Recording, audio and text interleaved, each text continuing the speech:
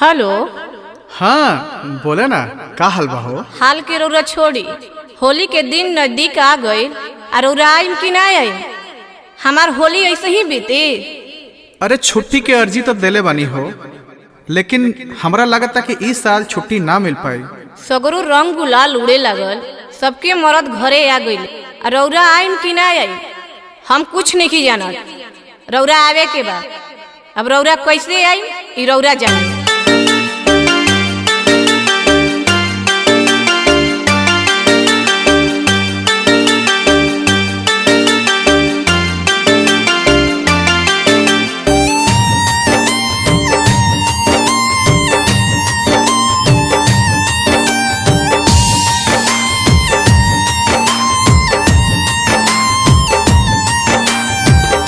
मेहंदी के लाली उतर गई पासे, मेहंदी के लाली उतर गई पासे, होली के रंग तू चढ़ई बाकी ना हो, कनवा के बाली खिया गई दासे, कनवा के बाली खिया गईलो दासे, सोना के पानी तू चढ़ई बाकी ना हो, मेहंदी के लाली।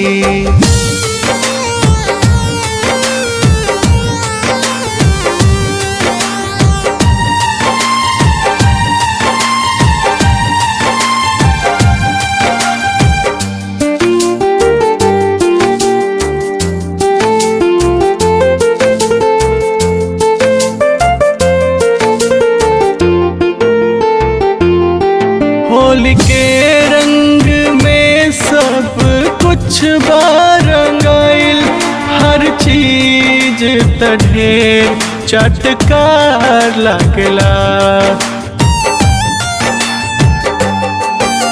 तू रहता जे साथे त खूब नीक लागित, जे नहीं खात सब कुछ बेकार लगला।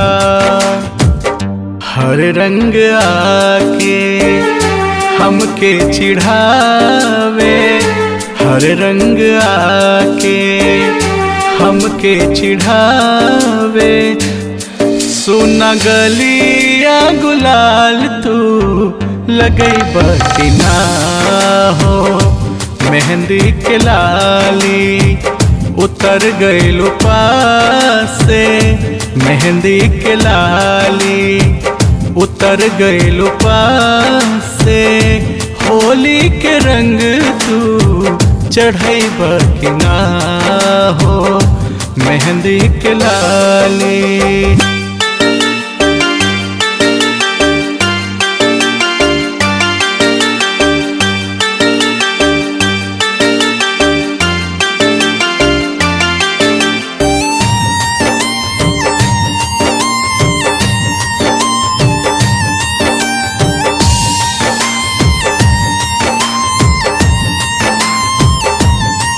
माथे के से नूरा हमके बोले ला बोली, हर रंग तलव के बाकी बेरंग चोली,